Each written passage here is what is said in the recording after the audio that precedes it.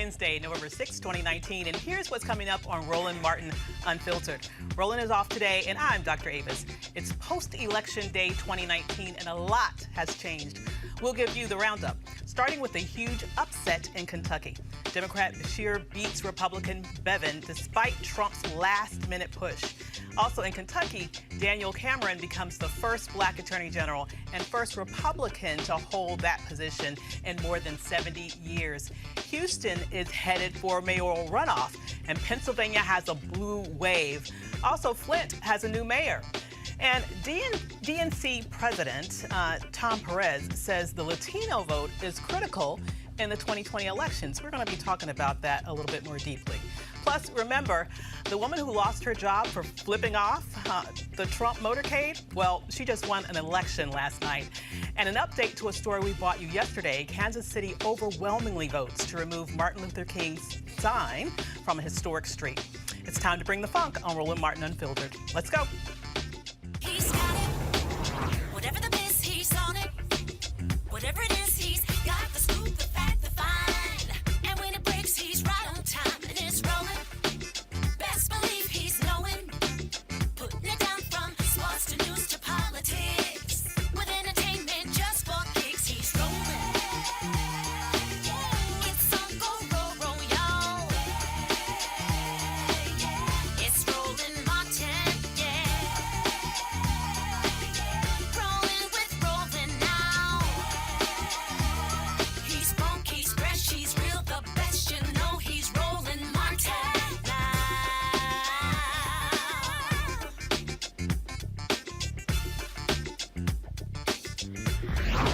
Martin. So we're talking about the results of yesterday's elections today. And joining me for the conversation is A. Scott Bolden, former chair of the National Bar Association PAC, Michael Brown, former vice chair of the DNC Finance Committee, and legal analyst, and Lauren Victoria Burke with the National Newspapers Publishers Association. First up, Kentucky. Democrat Andy Beshear beat Republican incumbent Governor Matt Bevin in the Kentucky governor's race. This is big news because Donald Trump won that state by 30 percentage points in 2016 and made a last-minute campaign speech for Bevin the night before. Here's an excerpt from Beshear's victory speech. Tonight, voters in Kentucky sent a message loud and clear for everyone to hear.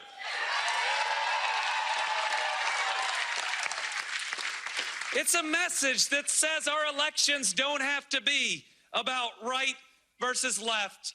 They are still about right versus wrong.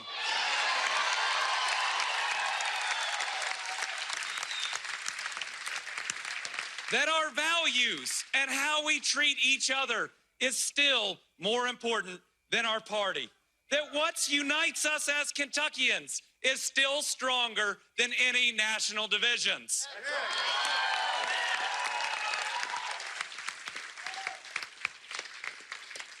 And tonight, I think we showed this country that in Kentucky, we can disagree with each other while still respecting one another.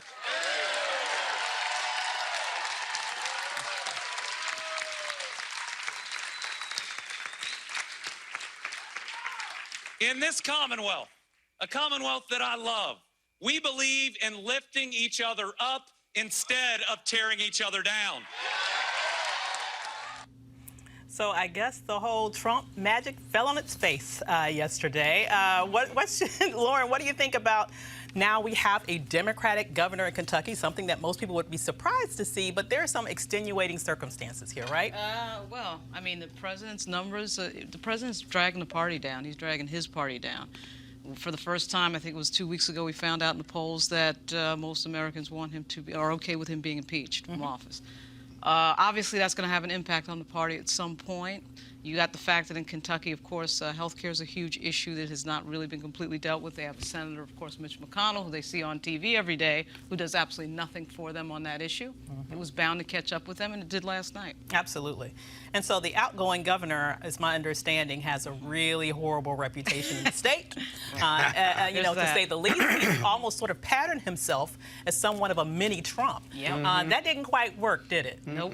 No. Kentucky voters rejected is it Bevins, I think? Yes. And he not only aligned himself with Trump, but very often he sounded like Trump. Not only do they have the issues with expanded Medicare, or Medicaid rather, that the governor was against, but the governor had issues with the teachers and blocking their raise. Beshear ran on getting a $2,000 increase for the teachers at first blush starting in January, whenever his term starts. And so you had the negative campaigning, you had the Trump factor, because Trump was there 24 hours before the voting. And I think Beshear's speech, he was talking to that audience, but he was also talking to the GOP. He was talking to Trump. Look at how he was saying good versus evil, or whatever. He had a great line in there Michael and I were talking about. It's not about right versus left. It's about right versus wrong, or something like that. And so this is a big boom to the Republican Party, whether they don't tone it down or not, because you don't get much redder than the Kentucky. And Trump even linked the governor's race to his back. If you lose, if you don't vote for the Republican end, they're going to say that I failed. You can't let that happen. But, Mr. President, you certainly failed. Yeah, everything's always about him. What are your thoughts? His demise now. Absolutely. It's always to his demise. So what should the Democrats writ large take from this victory? Is there particular type of sort of talking points that Democrats all across the nation should sort of begin to sort of put inside of their campaigns as we move towards the 2020 election?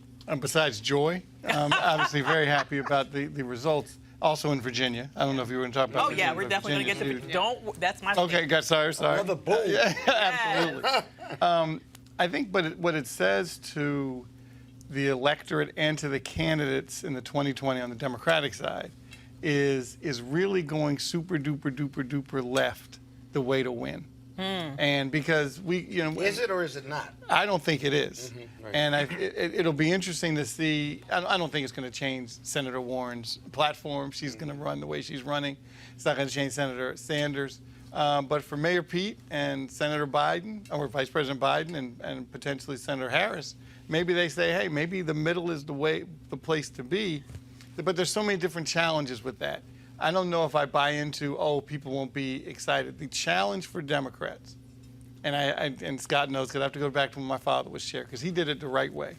There's nothing wrong with having these aggressive primaries, but at some point, you got to cut it off. Yeah. One of the reasons Secretary Clinton lost was the Bernie people were still pissed at the convention. Oh, yeah. And that only gave Secretary Clinton 2.5 months to battle 45. Absolutely. You got to cut. And what he did, and remember, so people say, they begrudgingly came absolutely, even after that. And some never did. Some never did. Never Clintonites. You got to have the time to recover. So you have to go in through the summer with momentum, go to the convention with momentum, then you leapfrog to the general.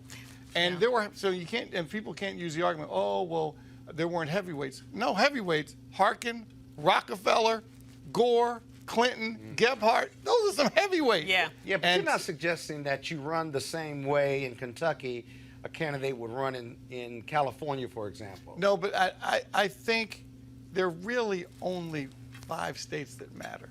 The Electoral College is the Electoral College. Clearly, so there's some toss-ups. I don't even put Florida in that, because Florida goes back and forth.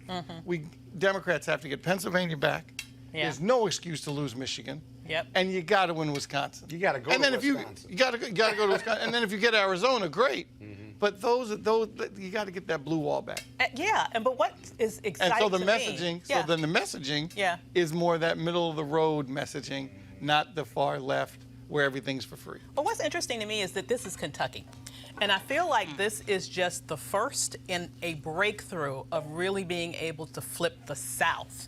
I think that if Kentucky can go down in this way, and I know it was just the governor and not all these other statewide positions, but I do think, are we that far away from being able to count Georgia as a possibility in a presidential election? Are we that far away from being able to count Texas as a possibility in a presidential election?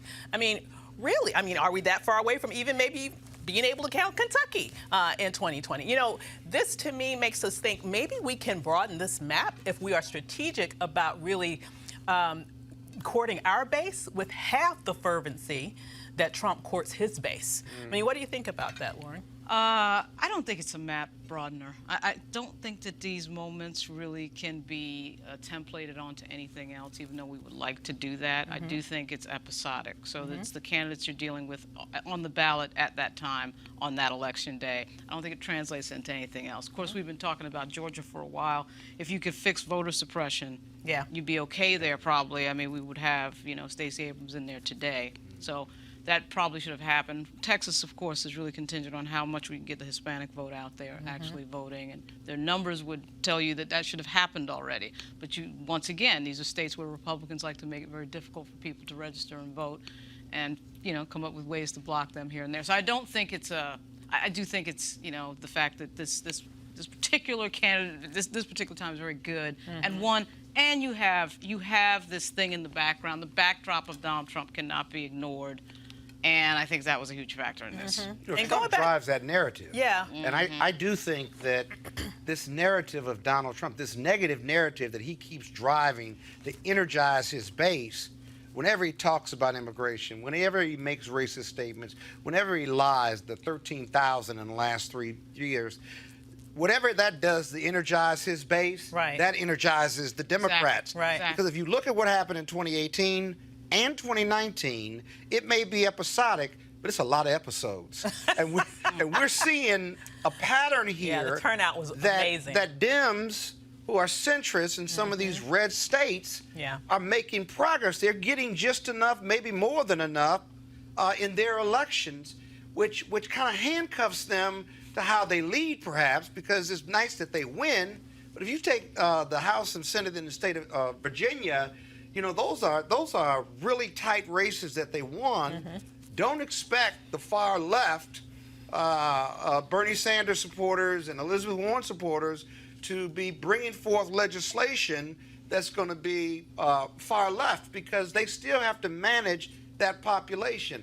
And that population, I think, in these states, Kentucky, Virginia, and a few other places, these are moderate Republicans. If you look at the Midwest and the South, respect and honor and integrity means something. They know Donald Trump's Republican Party is not their Republican Party. Now, some jump on board when they get energized and so forth and so on. But when you go far right, when you are Trump no matter what, and you make excuses for him, what you're seeing in the Midwest and the South is that matters to people who are on the GOP side in some of these moderate or centrist red states, if you will. And so it's important to watch it. We got to keep watching it. But, I think the Hispanic vote and the black vote on the Democratic side, if they treat them like they got some sense and really get them out and speak to their message, all of this is possible. We've already really quickly before we move on to the next one, Mike, you brought up this issue about the whole thing about going too far with healthcare. And what I find very interesting is now, Obamacare is as popular as it's ever been. The Medicaid expansion. Exactly. Is it, does it make strategic sense to, in essence, say, chuck that and let's start all over? Well, after what happened last night, probably not. But, obviously you have to run all over the country. People have their own principles and their own values.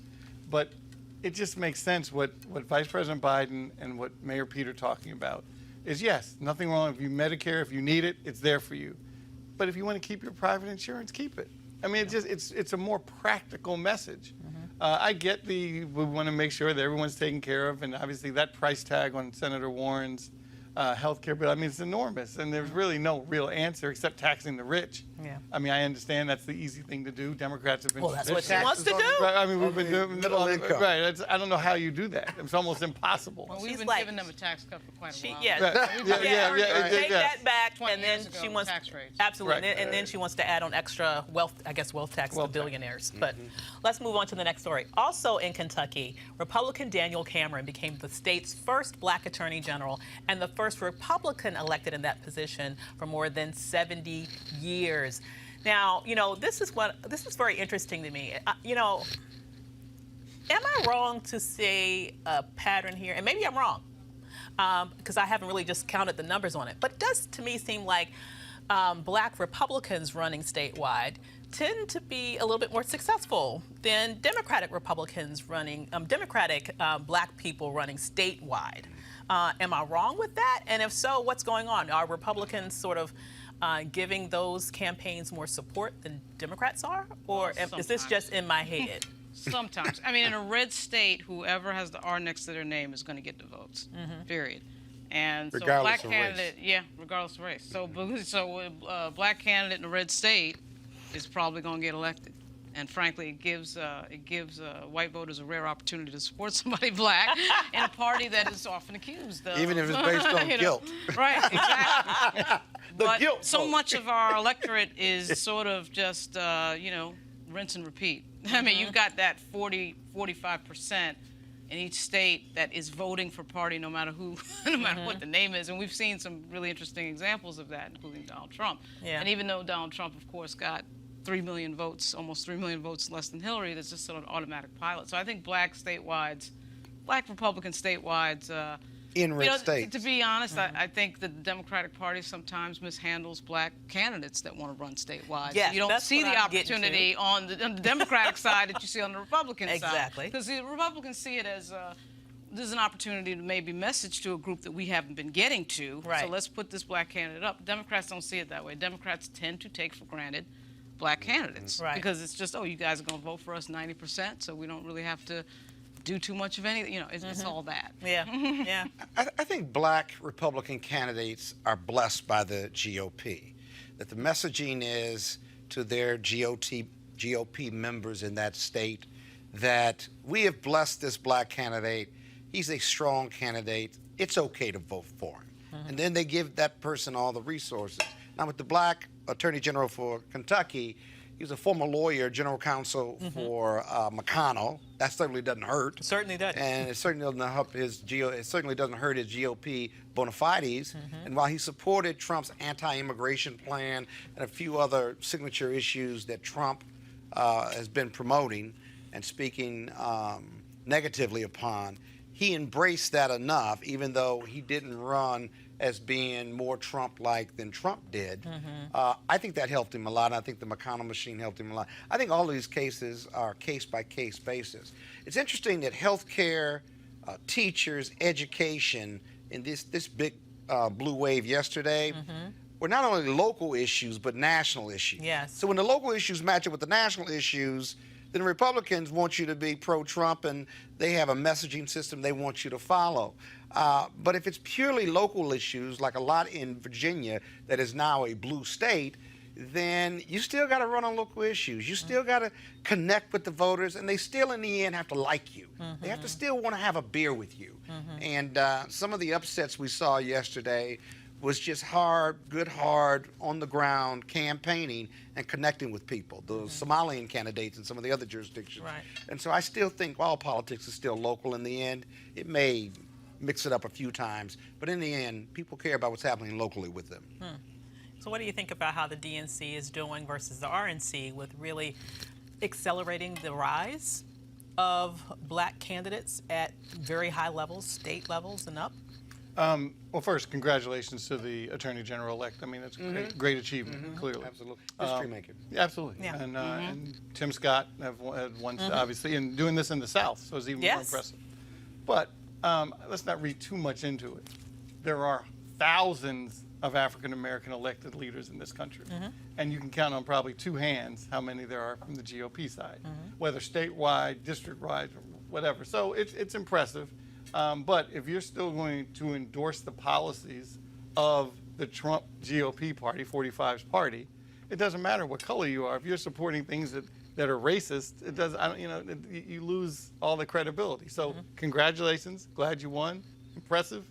But let's not read too much into it. You're not going to see him to promote Medicare for all. I don't see him doing it. Somehow I don't either. Going up there. Exactly. So here's your story, A. Scott. You've been waiting for this one. Okay. The other huge story was Virginia state legislature elections, where Democrats flipped both the state House and the Senate, ensuring a trifecta with Ralph Northam, Democrat, already in the governor's mansion, as well as Justin Fairfax as lieutenant governor. So there is like a clean sweep in Virginia right now. blue all up and down the ticket. What does this tell us about Virginia politics moving forward, Lauren? Well, it tells us that the wave that came in 2017 has continued. I mean, the 15 people who were elected in 2017 got elected last night. So, full disclosure, I'm a consultant for Justin Fairfax, so I'm a little bit, and my mother's from Virginia, so I'm a little bit more involved in Virginia than most people. But I would say that this is a situation where when you see something, a legislature flip for the first time, I think it was 29 years? Which Yeah, I did not, it's been over 20 years. Absolutely. It did not hit me until last night. I mean, a sort of historic flip would tell you that obviously the Republican Party is in huge trouble right, going into 2020. But specifically in Virginia, they haven't elected a Republican since 2009. When they did, it was a moderate Republican, Bob McDonnell. For what office? governor? For governor. For governor, okay. So it was, you can see that they are underwater, and they, they've had people on the ballot who've frankly been a disaster. And so Virginia, I mean, Virginia was spectacular last night. And I was in Richmond last night with Justin, and we couldn't believe it. Yeah. We could not believe what happened. I would also say, too, a friend of mine, LaSharice Aird, is running to be Speaker of the House in Virginia. Be a black Speaker of the House, of course, the first in history in the Commonwealth. That'd be very exciting. She's going up against some folks that are a little bit more senior, but who cares? She should go for it. And we'll see what happens. I just think I'm a little bit dizzy, as you can tell, just thinking about the 29 years is awesome. Yeah, it is. It is pretty amazing. But I think what it shows globally, even though I do think these things still are episodic, is that the Republican Party is in trouble. They do have to have a realignment related to the fact that Donald Trump has taken them in directions that I think a lot of them didn't want to go. And when you see people like George Will leaving the party and that type of thing, and nobody's really addressing that, and of course the president is on the brink of being impeached, the party is going to have to look itself in the mirror at some point. They're going to have to make a readjustment, the type of which they saw when Barry Goldwater was around, and get out of this cycle of making a sort of racial argument that was in the undertow before Trump, and Trump put it right on Front Street when he got there, and they've got to have a reckoning with that. And I think this is part of that process. When you start losing, like they lost last night, when parties lose like this, they tend to figure out, we got to figure out a new way of doing things. So we'll see what happens next. And remember, we had Charlottesville. Remember Charlottesville in Virginia? Which was stunning. It's been turning blue, but right. this was a double boom boom to the GOP. Right. But here's the power and the problem that the Democrats are going to have in Virginia. The power is that they control all three houses, right? Right. They may be the 28th or 29th state to endorse the ERA, even though that extended itself, or they gave a 1982 limit on it. The House and the Senate Dems at the federal level could certainly reverse that, and then the ERA, equal pay for men and women, would be there. The gun control laws that have always been held up may have an opportunity to pass now, which they ought to be certainly looking at it. And the other issues, whether it's education or health care, they expanded Medicaid with the help of your client, for sure. He gave the deciding vote. And so the power is there. That being said, how far left can they go? Because, again, these were centrist Democrats that were there. They've got to represent a population that's a moderate Democrat, and most of them are moderate Democrats and Republicans. The problem, what does this mean for next year when the governor's race, lieutenant governor's race is up? Who runs? Does Terry McAuliffe run? 2021. 2021, I'm sorry. What does this do for 2 years, in 2 years? The other thing is this. The GOP's been in power for 25, 26 years because the House Virginia Dems are going to do the voting, Redistricting. the redistricting. Yeah. And historically, the Republicans have gerrymandered the mess out of it, where it's diluted the black vote. The Supreme Court agreed, actually, and so they got to go back to the drawing board. So you have all these moving parts. The Democrats have the power, but they've got to do it the right way. And these elections in 2021 are going to be a test for the Democrats. Do they keep control of all three houses, right?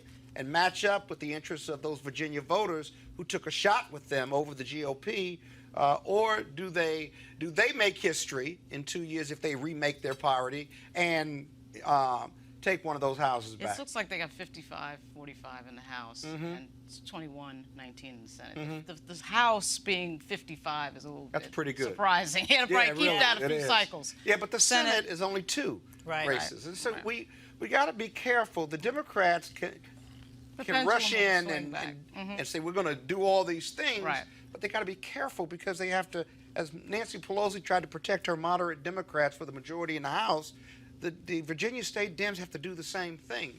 And so we'll just have to keep watching. Here's the thing that gets me, though. When Republicans take power, they take power. They don't worry about nothing, right? I know, right? And they make what they want happen. And part of me wants to say, bump that. We have power. Right. And there are things that we want to do that your constituency voted for you to do, and now is the time to do it instead of walking around like a little mouse and you're afraid to do what you were elected to do. That, to me, is probably a risk of a turnoff for people in that direction. Yeah, but the Dems they always want to win the debate, and the Republicans want to win the vote. Yeah, which is, Gangster we got to like get or over not. that. We got to get over that. Right, got to get over that.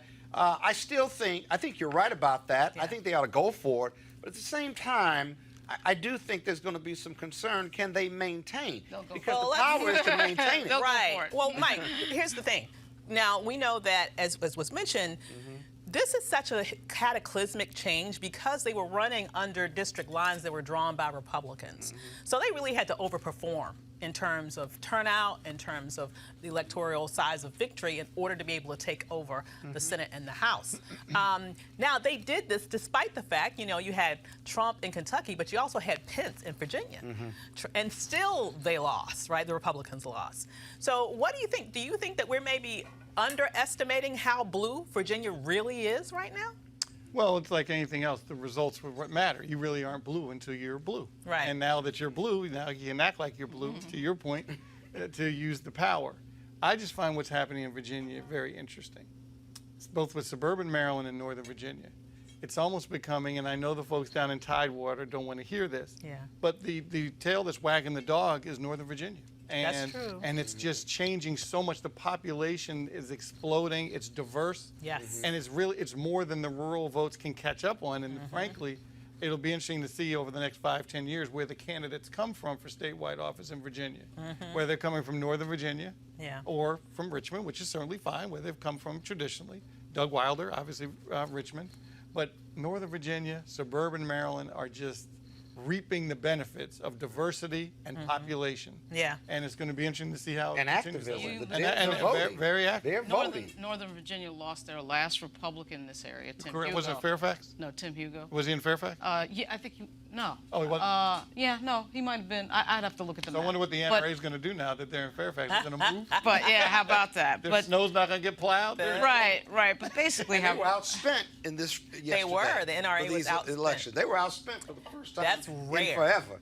So maybe they took it for Absolutely. granted, maybe they didn't, but they got outspent and they lost. And One watch last these thing. gun control laws move. Absolutely. Watch And it one last move. thing Before about your last the, thing, what I find interesting too is with all the drama that happened with the governor it meant and the governor, nothing. in general, they It meant overcame nothing. all All of of that. it. Right. And All not of it. only that, Ralph Northam now is in a more.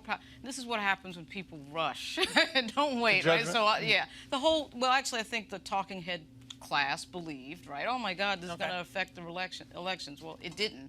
And now Ralph is in a more powerful position than he ever was the entire time. Absolutely, and just really Majority. super quickly. It's amazing. One thing I think we also need to keep in mind with this, and also in other spaces, when people talk about the power of the suburban vote, but particularly as you look into Northern Virginia, to your point, Mike, it's a very diverse vote. I think oftentimes when people hear that, they see it as a nod towards white suburban moms. Now, if you're talking about suburban Northern Virginia, you're talking about a lot of black and brown folks. So I Well, think that's Virginia important. is Richmond we and need to Hampton do that. Roads and Nova are the three areas where all the votes are coming from the Democratic Absolutely. Party. And it's all But the GOP is even Yeah. losing the suburban voters, however you define them, where there are not a lot of black and brown people. If you look at like the Loudon race. the Loudon race, for example. They have found a way to turn off a lot of people. 60% Exactly right. against John Whitbeck. So we have to move on. Exactly. So we have to move on. In Texas, Houston Mayor Sylvester Turner heads for a December runoff with multi-millionaire trial attorney Tony Busby. And in Michigan, Monique Owens makes history by becoming the first Black mayor of East Point. Owens is a former Detroit Police Department officer, 11-year sheriff's deputy, community volunteer, and was a member of East Point's City Council. You know, these two mayoral elections we were talking about before statewide, but local politics is critically important, right? I mean, some people would say the closer that it is to you, the more important it is. So, you know, as we're seeing these close elections, but also these victories around the nation with Black elected officials, it's really great to see this local power rising up. And once again, in these very diverse areas. What are your thoughts about where we're going now in terms of growing Black political power at the grassroots level and a little bit up from there? Well, local politics, of course, is everything. I'm not really versed on this specific race. It's not something that I've followed, so I'm going to let Scott Well, what's interesting about the East Point race is that she was an incumbent who had served on the city council. That's the first thing. And secondly, what's interesting about East Point is that it's one of the few areas where DOJ has gone in and said you have to redraw your maps because you put all the African American voters in one part of East Point, if you will, and you have to redraw those lines. And DOJ has been aggressively prosecuting that claim. So that's a district that has to be redrawn. It said that African Americans could never be elected. Well, her race in East Point as the new mayor kind of throws a wrench in that, but that only focused on the city council races. And so we'll have to continue to look at that. But you remember all those local races we lost under the 8 years of Barack Obama? And we did lose them, right? Yes, we did. In the last, since the Republicans 2016, we've won a lot of those local races back. And once we win those local races back, the real tsunami that it feels like, blue wave in 2020, feels like it's very realistic. You gotta remember, the president only won by 66,000 votes to get those electoral votes in those 3 states. That was Michigan, Pennsylvania, which is unheard of, and then Wisconsin. And so as we pick up these local races, you gotta believe. See, Trump can't grow from 40%. So the way he energizes his base is he wants more of his base to vote because he's not getting votes from the independent. Right. He's not getting votes from conservative Democrats. He's not getting votes from anybody else. And so he has decided to try to grow within that 40%. Right. All the Democrats have to do is vote. And they have to vote not for a third-party candidate. Got to keep those out. And the Democrats have to vote in overwhelming numbers. That's Black women, Black people, and brown people. It doesn't look that hard. But we got to do our job as Democrats. And if we don't do our jobs, then the possibility of Trump's reelection comes into play. Yeah, it's about energizing that vote, right? And absolutely. But the face of, on the local, back to the local side, the face, different from obviously the 70s, 80s, obviously part of the 90s, is now the gentrification is happening in cities. Black candidates can't just win because Black folks vote for them. That's right. Right. You have to have a much more diverse message. So these candidates, it's much more impressive when you can win citywide because it's not like, oh, Black folks, whoever the nominee is in the Democratic Party is going to win because it's going to get all the Black votes. Right. Now, obviously, you have to go into other communities. right. Well, it's interesting. what's interesting- Our last report that we did with the State of Black Women in America reports, where we looked at the Black women who were part of the Congressional Black Caucus, they are actually more likely to be representing diverse districts where their districts are not majority Black than Black men who are elected to office. So it's something that Black women, it seems, tend to be able to do as candidates when it comes to appealing to a more diverse electorate and being very successful and actually winning those victories. I mean, maybe there's some secret sauce there that they can one share. of the biggest myths about the Black Caucus is that their seats are 80% and 90% Black. But if you actually look at the group and the 55 members, there's a good 25 that are, you know, Maxine Waters' district, Yeah. Karen Bass's Bishop. district, Yep. Al Georgia. Green, Sheila Jackson Lee. They either have a majority Latino population. You've got Cleaver, you know, Manuel Cleaver has a majority white population. So you've got tons of members who have shown, Black members of Congress who have shown that they can get white votes, other votes. Does that mean that Ilhan race Omar. doesn't matter? wouldn't say it anymore doesn't matter, in but certainly politics and what it elections? means is the Democratic Party needs to consider the fact that black elected officials can get voted by, they can get supported by anybody. I mean, it tends to be the sort of orthodoxy that every seat is like John Conyers' seat or something like that, where 80%. But Ilhan Omar and some of the people who have been elected by in districts of majority white. Very diverse voting. Yeah, yeah. All blocks and stuff. Yeah. Or very diverse, like, AOC is a good example of this. Exactly. Her New York district is extremely diverse, and so you got to come with something more than just I'm black and I have a pulse beat. Right. You got to entertain a lot of constituencies, and that's something I'll that. tell you something else about local politics. If you're a black candidate, that does, with what you're saying, Right. if you're a black candidate, in a lot of jurisdictions, that doesn't guarantee you the black and brown vote either. It doesn't, but I will say. You like to think that, but it doesn't always mean that. Well, in most cases, since most of the black voting population is voting Democrat, they're voting for the Democrat Party, so it's like a 90% plus there. But it's sort of interesting just to watch the party, the way who they give money to and what they give money for. Exactly where I want to go with that. Because of course, if you bring that black voter to the polls, you're going to score almost 90% of the Democratic time. vote. Right, a Democratic vote. So it's always amazing to me how money is wasted on constituencies that aren't Yeah, showing but up. in the primary, you have black and white Dems running. And so under that scenario, it's interesting to look and see how black voters are voting in that scenario, because I think whether it's majority black districts or not, you can't take the black vote for granted if you're an African-American candidate who's Democratic when you have brown and white candidates running in the same primary. It's not just taking it for granted. The Democratic Party should be centering black voters. I'm telling you, that is the demographic group that if you get them there, they're going to vote for you. There is no other group that performs better, period. Black women is the #1 group. And you would think the spending would be going to that specifically. It almost never is. So that's something I know it comes up a lot. It never seems to get fixed. but it's black women keep voting for them though, and get nothing for it. Well, what do we do about that? I mean, that's another debate. Well, no, we can have that debate. We can have that debate right now. Well, I mean, get something for them. Yeah. Black women, black men supporting black women need to get something for that loyalty to the Democratic Party. How about that? And it just doesn't happen. Well, I guess their argument would be to clearly there needs to be more that we get for it that's specific to the black community. I 1,000% agree with you. But the reality is that adults make practical decisions between the options that are before them on the table.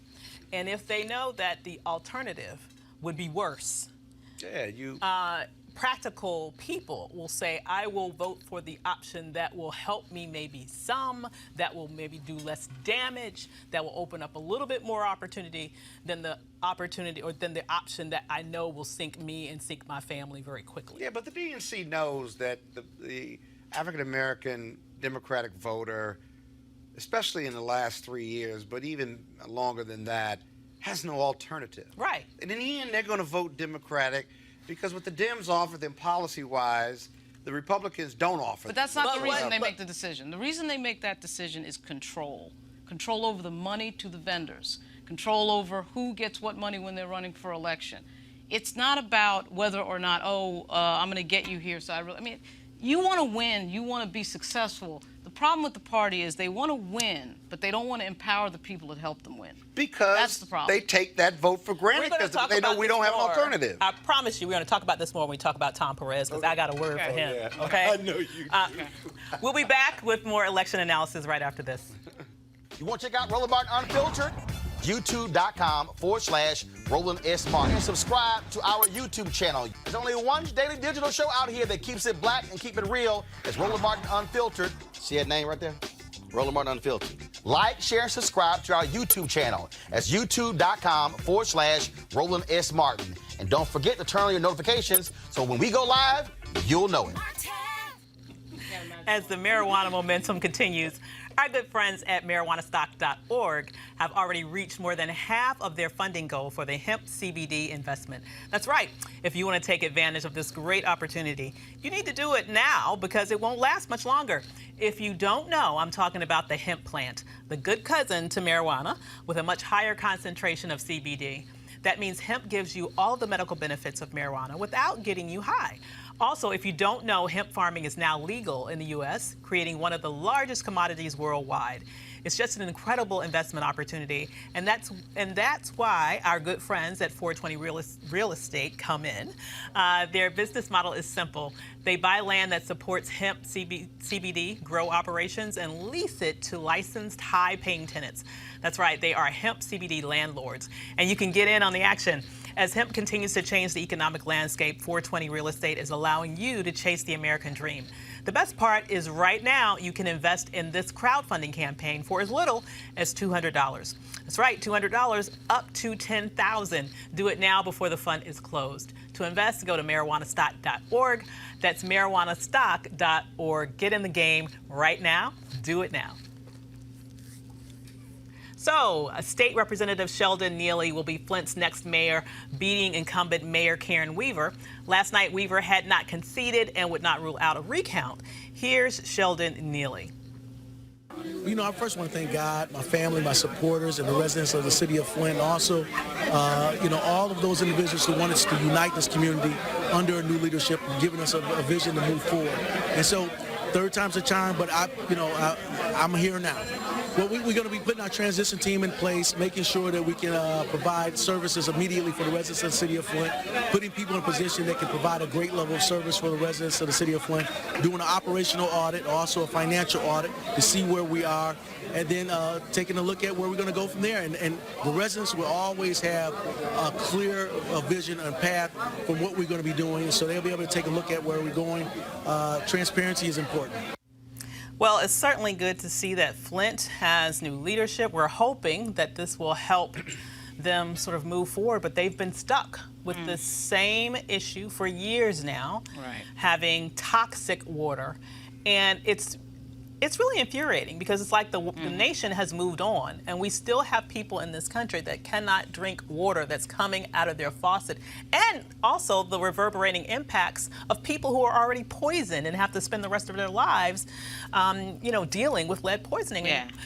What can a mayor do under these circumstances? He's got to do whatever. He's got to use his bullhorn or bully pulpit to amplify the issue as much as he can from that position. It's really difficult for a mayor to do, but it's such a ridiculous issue in terms of something that continues that hasn't been fixed. Yeah. This is the type of issue that, in my view, is one of the reasons why Trump ended up winning. When he was talking about America first, he was centering people in the country, not talking about foreign policy, not talking about anything else. I mean, obviously, there was certain obviously racial detrimental and racist aspects of that messaging, but I'm just saying that it was a rare thing to hear. And this is when you see an issue like that, you say to yourself, well, why is it that we can send billions to other countries and we can do all these other things, but we can't get the water right in a city in the United States? So it's going to be difficult because obviously all the oxygen in politics goes to Donald Trump every day on cable news, so it's difficult. But I think that's what he's going to end up having to do, Mayor-elect Neely. Not only do we not get the water right, we send the governor of that state who oversaw this travesty, this human rights atrocity, he gets a Harvard appointment somewhere. Yeah. Must be nice to be a white boy in America. Oh, gosh. It's amazing. Don't get me started. Why are you looking at me? Well, you want me to go next? Okay, Yes. sure. All right. You look What do you at me think and said it must be nice to be a white boy in America. You know, this is a really difficult issue. I know a lot about this issue. In full disclosure, I represented the lead defendant in the criminal case down there early for a good period of time. And the criminal cases have been dismissed. The civil lawsuits, some have settled, some have not. The water has been changed years ago back to Lake Superior through an agreement with the Detroit government. The water's clean coming in, but the problem is that the pipes have been so damaged based on when it was coming out of the Flint River that they have to replace miles of piping now for safe piping. Wow. The state legislature, while slow to do it, authorized a lot of money, millions of dollars to do it. It takes time to replace those pipes, so the water is still not the healthiest, no matter what EPA and the state EPA says. Remember, the state EPA were one of the ones who were indicted and being sued. And then the feds have been slow, notwithstanding the hearings, not just with my client, but they looked at this. in the Government Oversight Committee, and the feds have been slow, but they've allocated federal dollars to match those local dollars to relay every water pipe in the city. You ever been to Flint? While it doesn't have a huge population, it has a sizable landmass, including a number of the GM plants that have been closed. And there's no community development going on, just large swaths of concrete area where a factory used to be. And so it's going to take time. What does that mean politically? That means politically, whether it's Karen Weaver, who's been on this show to give us updates on several occasions under her leadership, and even Mayor-elect Neely, they're in a tough position. Yeah. Because you have widespread frustration, you have new leadership, but as Lauren says, if you can't get the dollars and you don't start to see this nuts and bolts laying of these new water pipes, which takes time. You literally have to dig up the old pipes and relay them. That's not going to take a year. That's going to take a decade. Yeah. And so whoever's leading that city, no matter how much money they get in, and they can tout it, and they've laid new water pipes over a third of the city, for example, or whatever the number is or will be, there's still going to be a sense of frustration on who's leading. I'd be surprised if Neely didn't get unseated in 4 years unless there's major progress. Because people have to feel safe in their communities, and they don't feel safe or that their families are safe simply because of the water. Yeah, but this is one of those things where I really feel like this is a federal government responsibility. And, you know, we've been waiting for Infrastructure Week. And, you know, where's Infrastructure Week? And this is one of those extremely difficult conversations for everyone to have, because everyone's going to be inconvenienced. There are boil water alerts all over this country. Obviously, Flint's on a whole nother level. Yeah. But the country has to be rebuilt. Yeah. I mean, obviously from underground up, you still go through bridges, everything. It's just, and it's going to be extremely inconvenient, whether it's our generation or clearly the next one. But no one wants to deal with it. There's going to be a huge price tag. The deficit's already, you know where it is. It's going to continue to grow until we deal with these tax cuts. So it's a hard conversation, and no one wants to be the one to say, sorry, these streets are going to be dug up, and you're going to have to deal, you say 10 years, and whether maybe more. And the bridges are going to be closed. Memorial Bridge right here in Washington is just, it's a nightmare going past there now. The infrastructure issue is a great bipartisan issue that will create jobs, revenue, and make us safer in this country. Trump blew that one. He had a perfect opportunity. He had an opportunity to do that. But, but that wasn't his than priority. anything else. You're right, but that wasn't his priority. His priority was to give a tax cut to his rich friends and to himself. And build the wall. And build the wall. Exactly. Build the wall, and get to a multi-trillion-dollar deficit. Absolutely, in the process. Blowing a hole. So Democratic National Committee Chairman Tom Perez sees the Latino vote as key to winning the 2020 presidential election, and not just in states with large Hispanic populations. In an interview with The Hill yesterday, Perez said that investing in Latino voters is electoral and a moral imperative. Trump, according to a poll released by Telemundo, appears to be holding relatively steady support among Latino voters compared to his performance in 2016. Now, I have to say, when I saw that story this morning, my head blew up. It blew up. I felt it. Did you? That was another boom. Because it was like a sonic boom, okay? Because here's where my frustration comes from whenever I hear that. I mean, let's just be very real about this, Mr. Perez. Let's be very real about this. The reality is people get confused when they see the population numbers of the Latino population, and then they want to extrapolate from there that this is this huge untapped voting potential that the Democrats just need to tap into. Let's disaggregate that a little bit. A large proportion cannot vote. Let's just be very brutally honest here, because they aren't U.S. citizens, so they cannot vote. Of the portion that can vote, maybe about half, of that particular portion, a lot of them don't vote. Latinos have an absurdly low turnout rate when it comes to actually getting to the polls. I think the last election, the last polls that I saw on that, and it was mentioned in that article, it was like under 30%, okay? Crazy low turnout rates. And so, but then of those who do turn out, you have at least a third that consistently vote Republican. And so when I'm thinking about where is your best dollar to be spent, which you might want to start raising more dollars, Mr. Perez.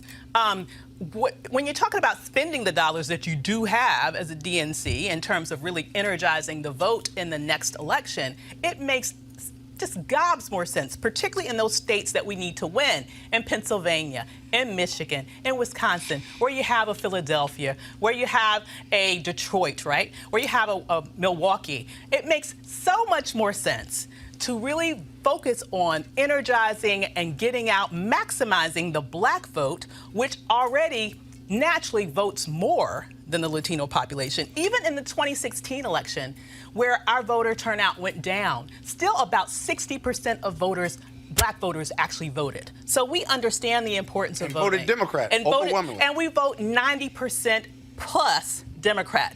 So if you're just talking about more bang for your buck, I don't want to hear this stuff about the best untapped resource. No, the best untapped resource is the lack of investment that you're putting in the black voter, who is the most likely demographic to actually get you into office. So that's what I wanted to say to Mr. Perez today. Yeah. What do you think?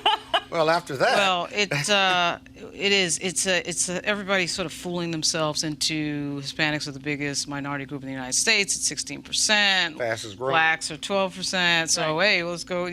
But you're right. There's two issues there that never seem to get fixed. Every time we talk about this, we talk about every election cycle it comes up. We hear the same thing. Barack Obama did his whole thing trying to court specifically Hispanic voters, and to some extent it worked. But then you look at the actual stats. Right. You look at the actual who is voting for who, and who is voting for who is not only are their numbers low with regard to actual turnout, but when it comes to voting for the Republican, they voted in droves for Trump, which was a big shock to everybody. And I remember talking to former Congressman Luis Gutierrez of Chicago about this, and he broke it down for me. Obviously, in every ethnic community, there are subgroups that do different things. So the Cubans do this, the Puerto Ricans do that. I get it. It's all good. But at the end of the day, I mean, the Democratic Party is putting this huge investment into outreach to the Hispanic voters and not getting the return on the investment, not getting the ROI, and they know for a fact, I don't care what anybody says, it all comes down to money. When you were doing outreach to black voters, you were paying black consultants. You were doing outreach to the black community organizers.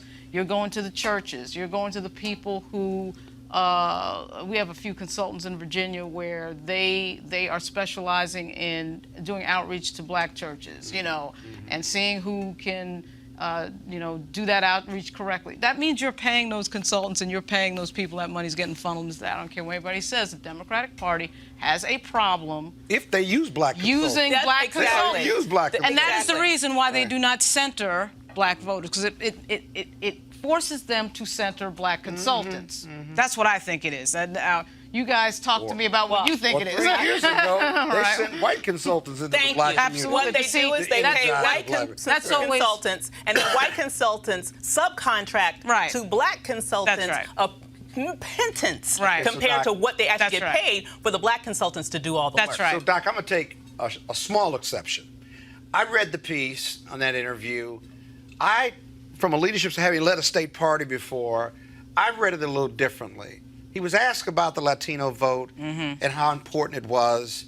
And my take on his interview was he wasn't talking about the Latino vote to the detriment of any other group. It feels I'm looking like at what that. he did. No, I'm not talking about what he's implying. I'm talking about their actual behavior. I got you. But in that article, all the things that you raised as a detriment, that was discussed in that piece. And I think what Tom Perez, in the end, was talking about was that the Latino voters have been taken for granted. Yes, the 25% vote for GOP, but he was saying that they are an untapped resource, and we need to invest more to get the maximum out of the Latino vote, especially the Latino Democratic vote. That's not to the detriment of anyone, but the realities of what you two have described, he described as well, and said we got to do better with that. Let me ask you this. When have you heard him center the black vote in that same way?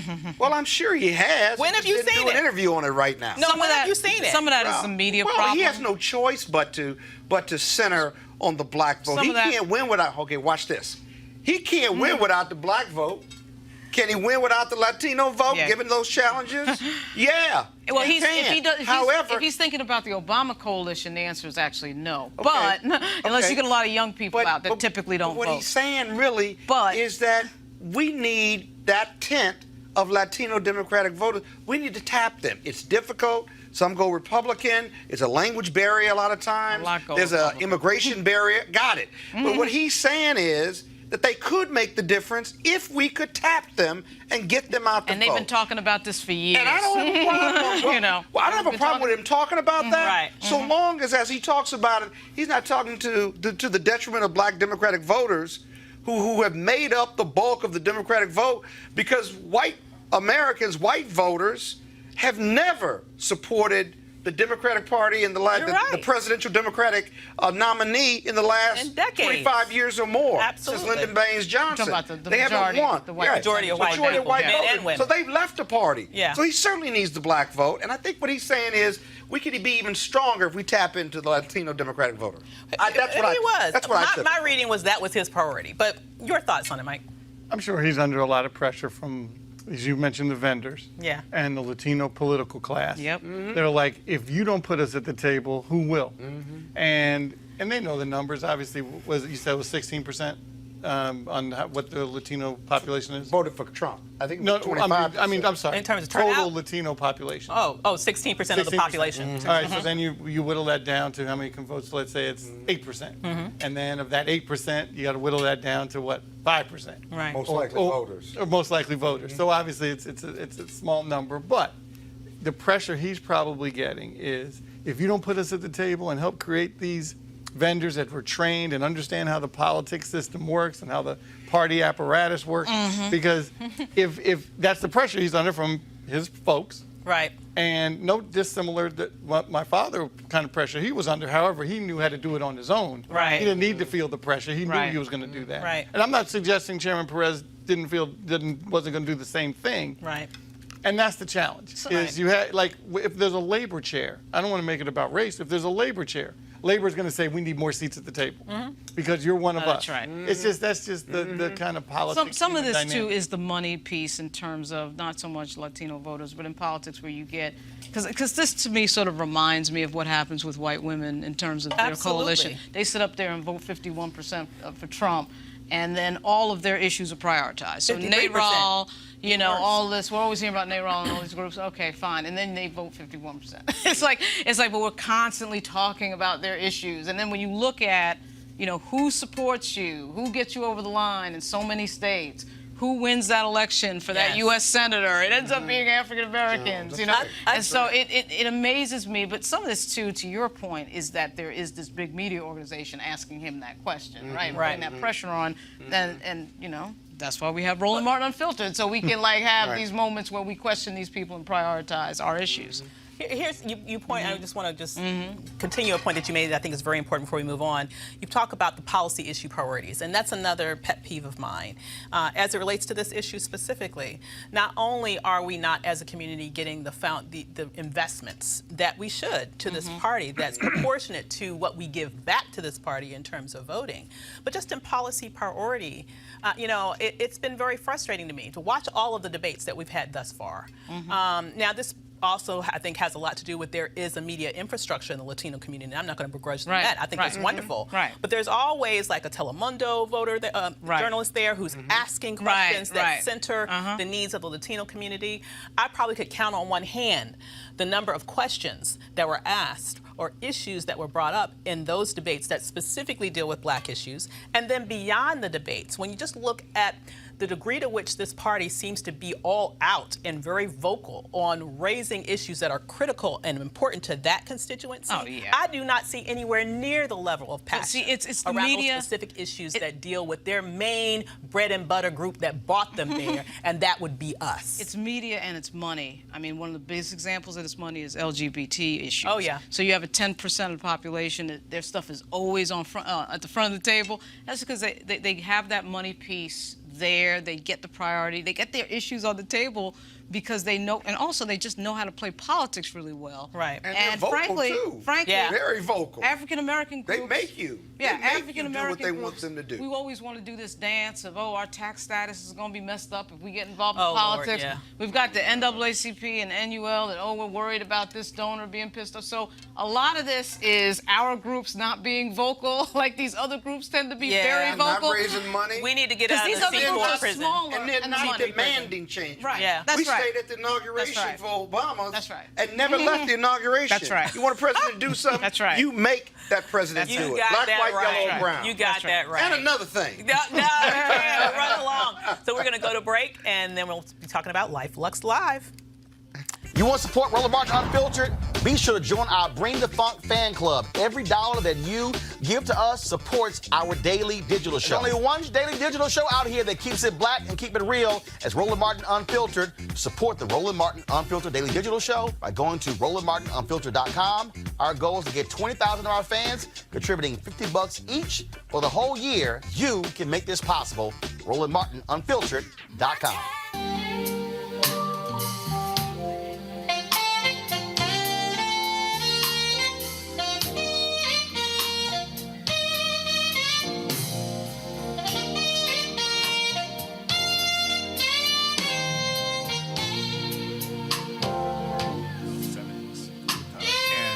All right, folks, that's my homeboy there, Gerald Albright, one of the folks performing at the Luxe Jazz Experience in Cabo, November 7th through 11th. I'm going to be there as well. Weekend-long event held at the Omnia Day Club in Los Cabos, nestled on the Sea of Cortez in Los Cabos, Mexico. Folks, it's going to be an amazing time over those 4 days. We're going to have lots of great food and drink and golf and spa, health and wellness, you name it. The second annual Luxe Jazz Experience. Of course, some great people, entertainers are going to be there. Comedian Mark Curry, Gerald Albright, Alex Bugnon, Raul Madan, Incognito, Pieces of a Dream, Kirk Whalum, Average White Band, Donnie McClurkin, Shalea, Roy Ayers, Tom Brown, Ronnie Laws, and Ernest Quarles. I'll be broadcasting Roland Martin Unfiltered for that Thursday and Friday there as well. And so we want you to be in the house. It's going to be a great time. Go to lifeluxjazz.com, LIFELUXEJAZZ.com for more information. Packages are going fast. You also want to book it soon so your airline tickets are not crazy high. So go to lifeluxjazz.com. So Julie Briskman, the cyclist who lost her job after giving the middle finger to Trump's motorcade, has found a new one after running for local office and winning against a Republican supervisor in Loudoun County, Virginia. The district that she won just happens to include a Trump golf course. I think she's going to get the last laugh on that one. What do y'all think? Definitely. Oh, if only for effect. Right. That's a great picture. I That wish is a great photo. Somebody send me that picture so I can frame it and put it in my office. Since she's I now gotta tell you. a supervisor, she can like give the golf property the bird every day. And you know what's interesting about her winning in the picture, not just the golf course, is that was a natural picture. She didn't know the photographer. Yeah. There was a guy with a camera who was behind her. I can't remember what he was doing, but he just happened to take the picture. And he posted it on the internet because the limousines were going by, and she got the finger up. And the rest is, but one thing you got to say about her, too, she's been active in her community for 20 years. Mm-hmm. This is not new. First time she ran for office, but she's been at the local level. She's been active in politics and business and what have you. So she's not a political newcomer to Loudoun County politics. But when she got fired by the company, and she's a single mother of two, I think, she really got more active. Yeah, and then she decided to run for office to make a difference. So good for her. Great story. Iconic. Yeah, just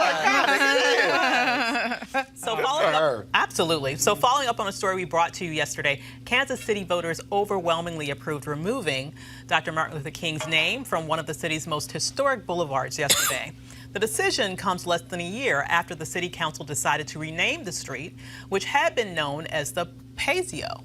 Unofficial results showed the proposal to remove King's name received nearly 70% of the vote, with just over 30% voting to retain King's name. I mean, you know, every major city has some sort of Martin Luther King Jr. Boulevard. We all know that. We all kind of have certain ideas, like that's where you can find the hood, right? But, you know, in this particular instance, you know, it's interesting that they actually put it up to the vote and the people said, hey, let's change it. Is this like a byproduct of gentrification? I mean, what exactly happened here? Who knows? I mean, I do think that local communities do have the right to, control what they want to do in terms of naming these things. And as somebody who's been in the media and in government for over 20 years, I have to say that one of the things that I see increasingly, and I'm sure it had been going on before I came along the scene, is to appease black communities, a lot of times they want to do a monument or a street renaming. Yep. What I find is that that is not particularly relevant, but it's important. It's cool. We have the Obama High School. I'm not saying there's anything wrong with these things. Somebody who's from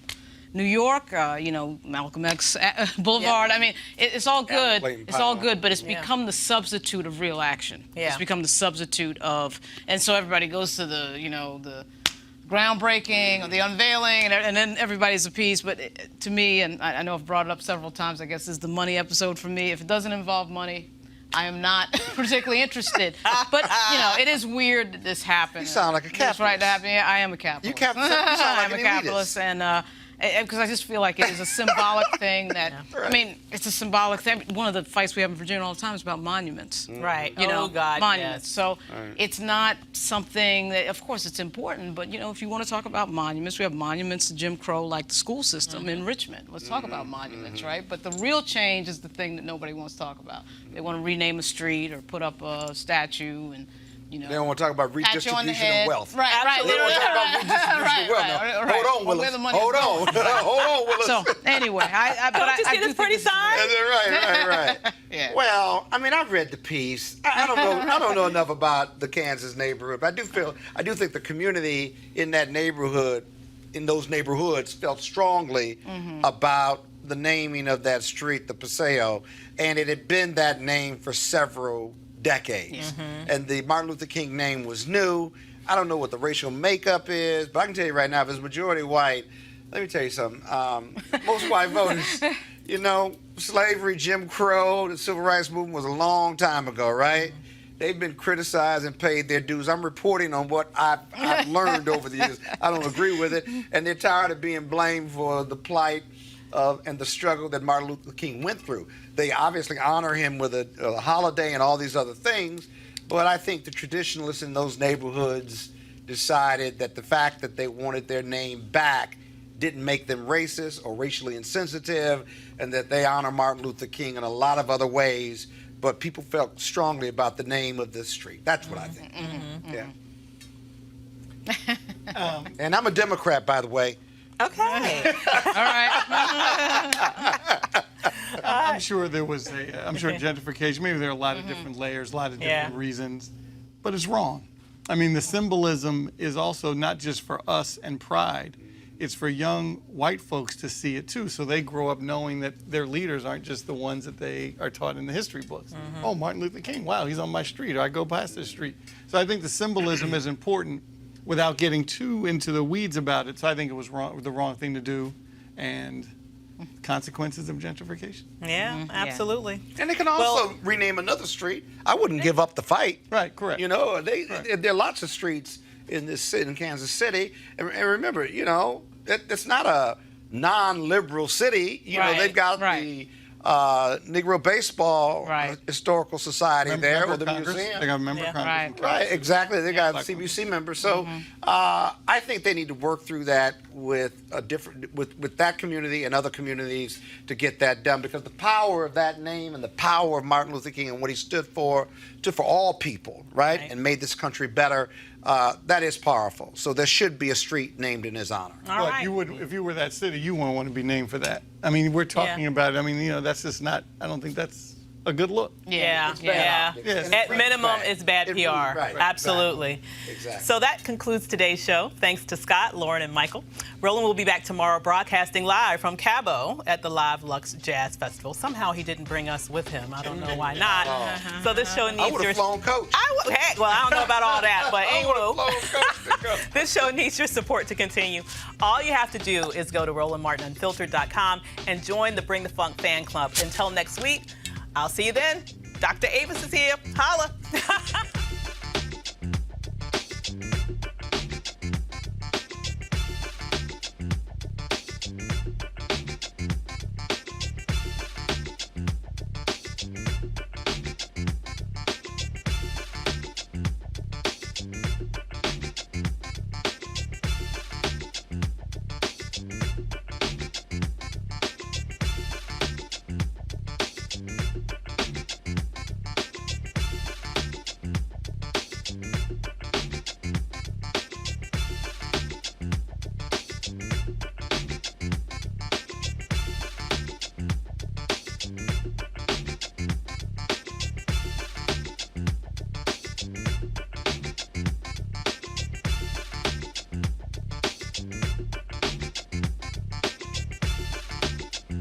You want to check out Roland Martin Unfiltered? YouTube.com/Roland S. Martin. And subscribe to our YouTube channel. There's only one daily digital show out here that keeps it black and keep it real. It's Roland Martin Unfiltered. See that name right there? Roland Martin Unfiltered. Like, share, and subscribe to our YouTube channel. That's YouTube.com/Roland S. Martin. And don't forget to turn on your notifications so when we go live, you'll know it. You want to support Roland Martin Unfiltered?